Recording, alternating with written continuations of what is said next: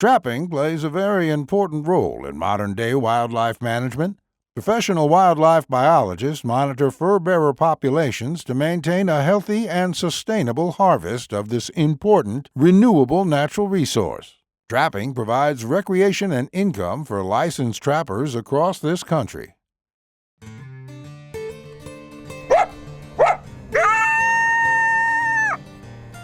Hoosier Trapper Outdoors is brought to you by Hoosier Trapper Supply. J3 Outdoors, manufacturer of the Hags Bracket and Body Trap Spring Clip. Leatherwood Creek Trapping Scents. Weeby Knives and Fur Handling Tools. HTS Productions. Hoosier Trapper Deer Scents. And Leatherwood Wildlife Art.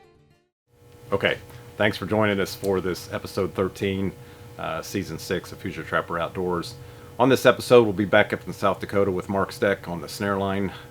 It'll be check day 3, check day 4, and that'll pretty much wrap up the trip that we had in South Dakota with Mark.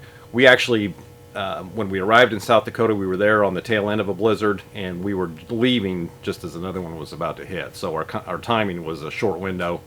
We had a great time with Mark. So the remaining part of the season 6 of Hoosier Trapper Outdoors, the next 3 episodes, will be our trip to New Mexico last February, and we look forward to bringing you that. In fact, Jake, Justin, and I just got back from New Mexico, and we were filming down there, and that'll be showing on season 7 of Hoosier Trapper Outdoors, so we look forward to that, bringing that to you as well. So we're always, the way the show works, it's always a year behind. So what we're filming presently this season will be showing starting in August, late this summer. So there always seems to be a little bit of confusion over that. Want to make an offer to you. We'd like you to show off your catch photos. It can be a single catch. It can be a season end display of all your fur. We'd also like, if you had success with our product, deer hunting product, if you got a picture of a deer that you've taken, and we'd like you to upload those to Facebook, Instagram, to be Hoosier Trapper Supply, or Hoosier Trapper Outdoors on Facebook, and Instagram Hoosier Trapper Supply, or you can just email your photos. And then with each photo, we'd like you to tell us about what product you used, or products you used to have the success that you did.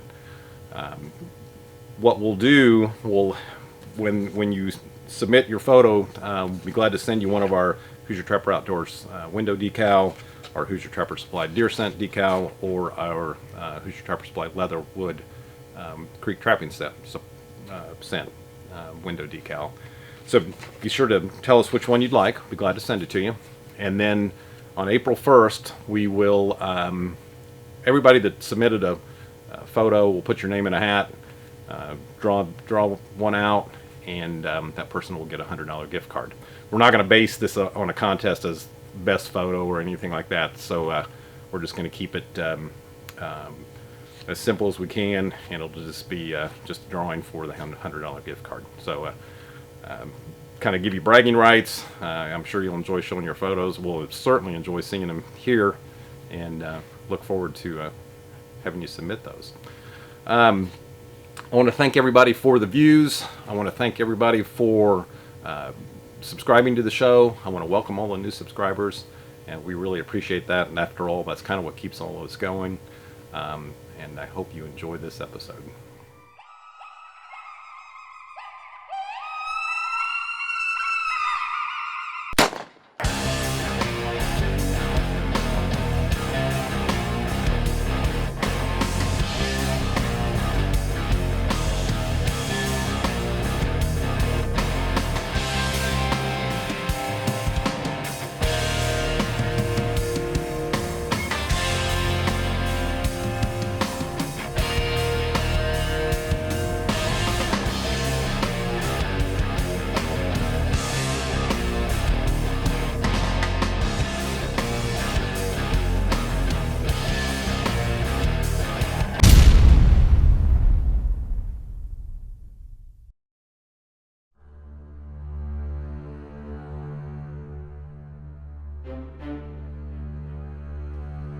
You never know, but the snow will tell you. If one does come through, I'd be optimistic.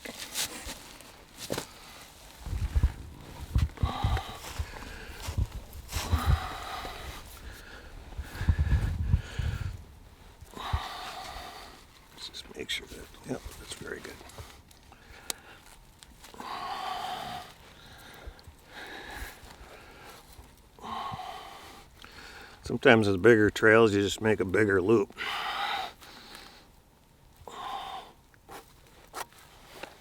Yeah, and this cable's blocking too. I don't really like that shiny thing there, but it's just the snares, you know how hard they can be to see sometimes? Especially here, if he's coming this way, he's got this stuff as background, you know, it's harder to see. This, if he's coming this way, it might be a better chance of a refusal.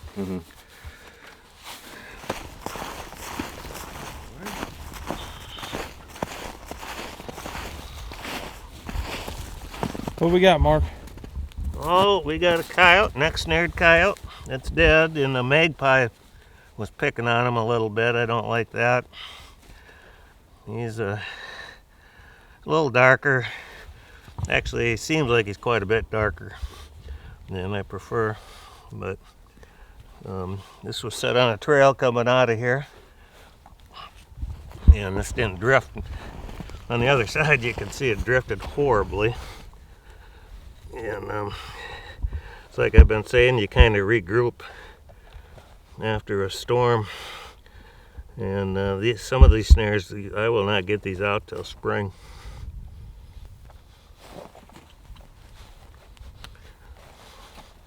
I think he died pretty quick.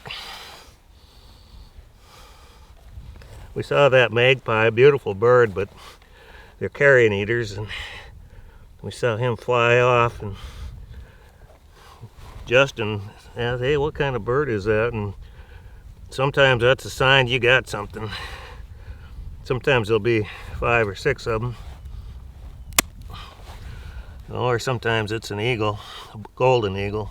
Never caught a bald eagle in the act. I'm kind of hoping that storm maybe drove some of the golden eagles south. You want another snare?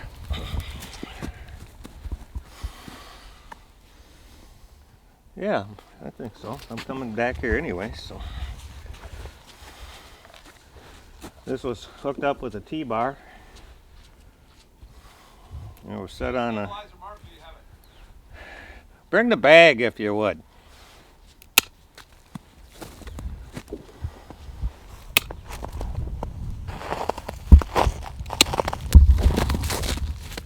Oh, this Vaseline I'm putting on here, it's just to get the snare started. There's very low tolerance on these locks. In other words, they fit the cable real tight.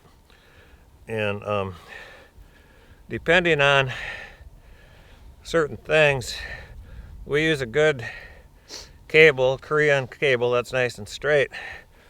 But our dyeing process on these snares they made for me was a little different than normal, and it gummed them up. They tried to do too good of a job. And so at Dakota Line, they sent the boss out with snares that I'm not happy with. They were trying to impress you. Yeah, I know. And normally we dye them just in dozens. And they made these individually for easy use. And so they took on the dye in a different way than what we've done for years. And so that gummed them up a little bit. And you would never have this problem. It's this extension up here that it causes a little twist in the breakaway device, which causes a little twist in the low tolerance death blow. And so that's what's going on. And then also, this is probably pointing at 2 o'clock. And I like a snare. It's got to point up a little, or you're going to have knockdowns from rabbits and wind and so forth. And so I like to get it pointed up a little bit. Well, that too causes it to bind right at the beginning. Once it gets past that binding, it just snaps shut. If you set it like that, you'll have less binding, more knockdowns. These snares close quick, but this is a more complicated snare. That's just how it is. But they're lethal. Yeah, we haven't. Yeah, since Charlie and Justin have been here, we haven't had a live coyote, and that's pretty common. This spot here too, it's going to be a little more difficult to catch a coyote because I got this blood spot here, and it double-edged sword. It will draw attention to a coyote, but their head may be in the wrong spot when they walk through here because of that blood. But it's the best spot. There's not much left on this trail because of the ice we got, and so it's about the only spot I really want to sit.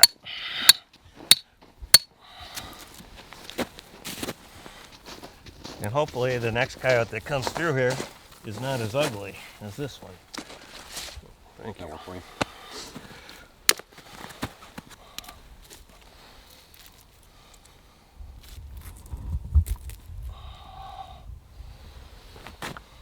We'll get that just down a bit.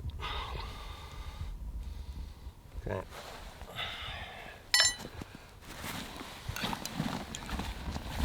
Most of the snares down here, they just aren't working anymore because they're under snow, but I gotta come by here anyway, and once cat season opens, I thought it'd be a good cat spot, but it's so drifted in, I don't know if it will be or not.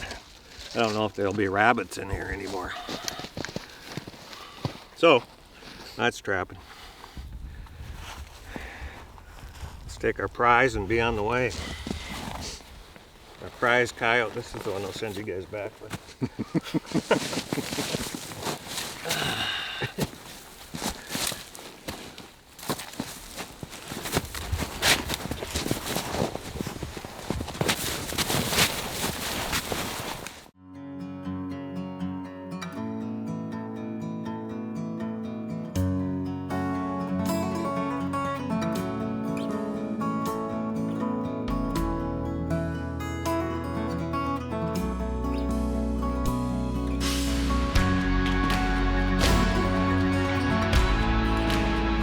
Hags Trapping Products by J3 Outdoors, the most versatile and efficient trapping devices on the market.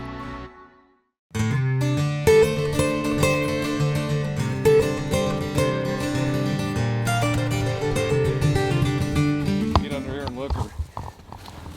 It's got to be the front or the back. I mean, it's not both of them. Are you mechanical, Charlie? No. Okay. This just looks impressive. I mean, there's definitely snow in here. Let me see it, please. You getting him doing that? Yeah. Yeah, that's just all part of it. Get in there and dig like you're doing something so you get some B-roll. I'll explain the situation. He's stuck. Got some ice in the tire. Guy wants brakes. And Charlie.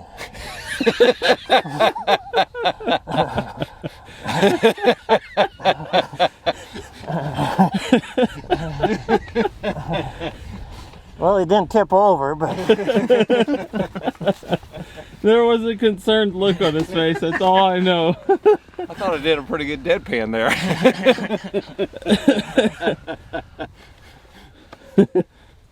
All right, out here on Mark's snare line, fighting the snow and the drifts and the cattle. They're by surprise they put him in here. Didn't realize that they were going to do that. And all the experience I've had in the past over the years with cattle and trapping doesn't mix very well at all because they just get in and they just stomp everything. Obviously, you can see it looks like a tornado went off in here. The cows evidently stayed overnight in here last night. I don't know, but just trying to locate a snare support and a snare here and not having much luck. But you know, foot traps, any of that stuff, if cows can smell it, see it, whatever, they're going to stomp on it. So if at all possible, avoid those places where there are cattle in the fields. So perfect example. You know, check day 3 up here with Mark, and you know, we've actually always prided ourselves, or I guess that's the right tense, prided ourselves in showing the reality of trapping. And one coyote today fighting glacial sized drifts. I mean, it's just crazy drifts of snow, and a lot of this I think generally a lot of DVD makers and whoever else, they kind of edit this kind of stuff out, and we like I said, we pride ourselves on showing that. So the reality of trapping.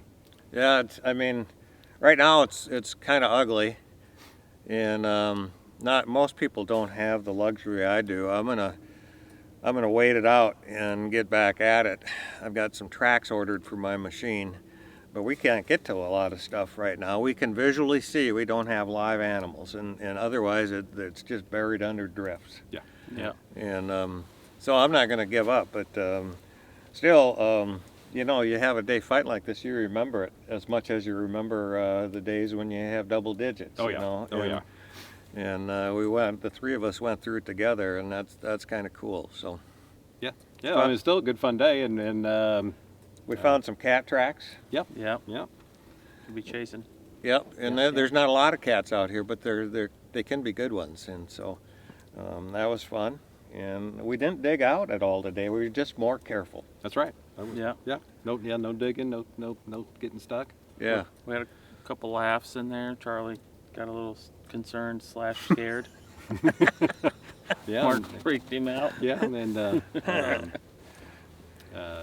Mark had prodded me to yodel, and I said I do on occasion, but I wasn't today. And I was concerned about the giant drifting, avalanching down on top of someone. So I at some point in time, going down the future, whenever, I hope to hear that yodeling. I really do. that may be a long wait. Anyways, well, you can see we're still laughing. Anyways, we'll see what happens tomorrow.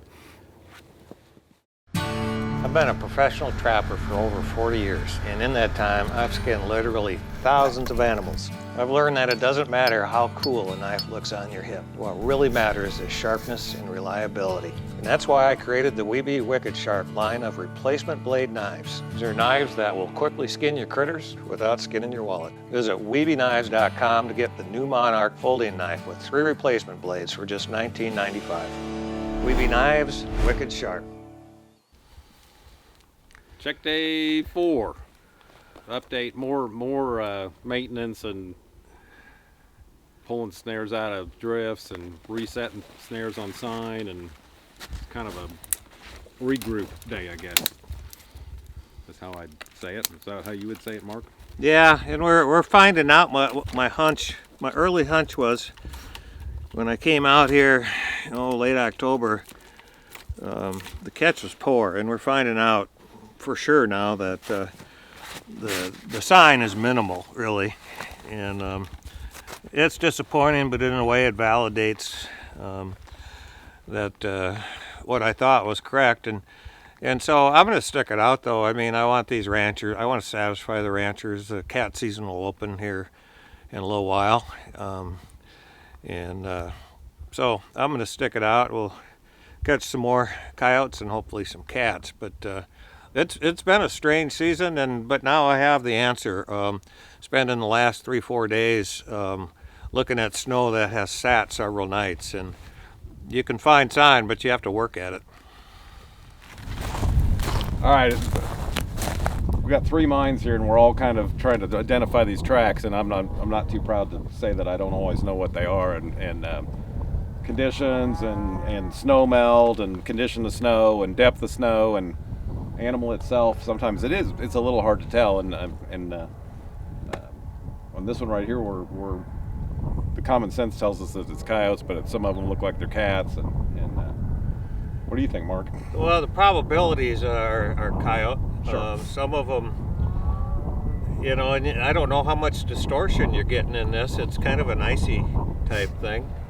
There's some that look a little more cattish, but my gut tells me they're coyotes, and coyotes love walking this road too. Right, which But makes complete sense. Nothing surprises me. Nothing really surprises me with the cat, but my gut is they're all coyotes. Yeah. But it's fun. It's fun trying to determine that. I really enjoy that, and we don't have a total determination on these. I mean, we can't see the heel pad. Some of them we can kind of see that crisscross, and that it's an imperfect crisscross, and that's a coyote then. We're not seeing toe print, nail prints, but again, it's ice and it kind of comes up with their footprint. Right. You know, some are just, to me, clearly a coyote, and then others it's hard to tell. So it's going to go unanswered. Yeah. There's some stuff that, yeah. We do have a dropping back here if you want to come back here.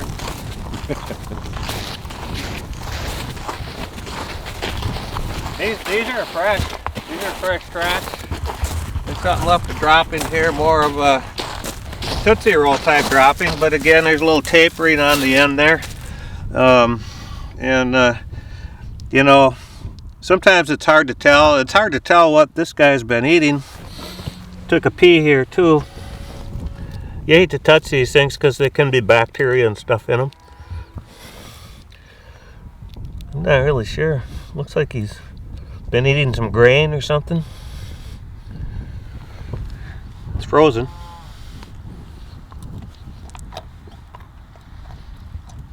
Not sure either. Again, can't really be sure. Yeah. And even with the taste test and the smell test and the feel test, sometimes it's hard to determine. Yeah. Chocolatey. We had the cows ambush us here, and we have breakaway on this snare. Did exactly what it was supposed to. You can't see the breakaway because it came off, but it disconnected the lock from the cable, and you can see the cables kinked up, and that cow kicked once or twice and busted the breakaway. And if I'm in cattle country where they're going to surprise you, I prefer breakaways over deer stops because the cow's foot is bigger than 2.5 inches. So this did what it was supposed to. All right, one thing cool about these places out west, and ran into this in down in Kansas, and it's littered throughout the West, are these old homesteads, I guess, that were abandoned, and they're kind of out in the middle of nowhere, and there's no county road to them, and of course nobody's living here, and you know, you can only wonder about what the history is and the stories behind all of this. But Mark, you were talking about the rancher about this place here. Yeah, there was a ranch hand that came down here. This would be 6-7 years ago, and there's 2 houses here, so I don't know which one it was, but he came down here to check on cattle, and this is out in the middle of nowhere, really. I mean, it's just remote. And he drove through here, and a mountain lion casually exited one of these 2 buildings and just loped away. Which that would be you wouldn't forget it. No. This is cool. Yes. So, anyways, it's kind of, as Mark has mentioned, it's kind of cool to think about these places and what went on here and who lived here and you know, the story behind them, and you can kind of speculate about all that. It's just kind of fun to think about. The good things and the hardships and the winters and all that stuff. Yeah. I mean, the winter that's been here just the past few days, and it's just getting started for this year. So yeah, it would be hard. It's a pickle. You don't like pickles. Evidently, he's changing his mind.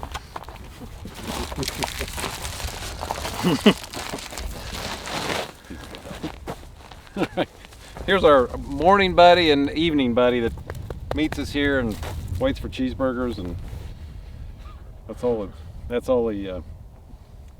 he's been enabled. You've enabled him. Yeah, I know.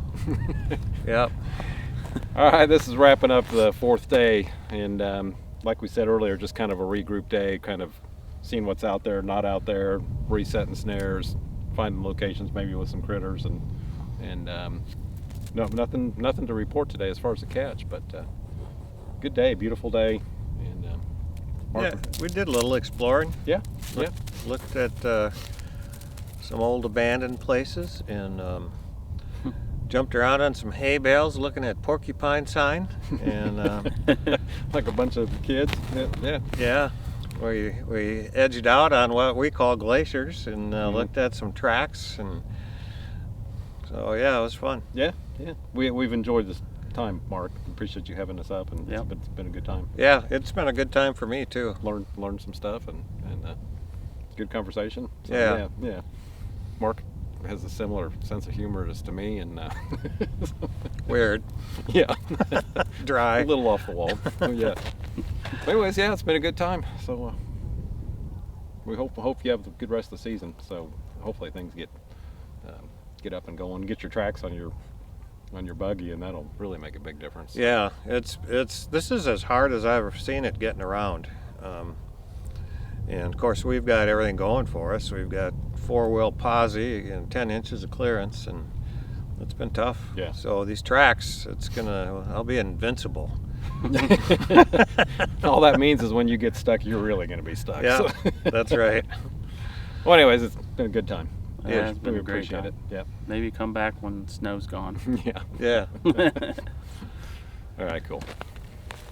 All right, question and answer, and it's about catching coyotes this time of year. You got to kind of the life cycle of a coyote, starting, say, in October.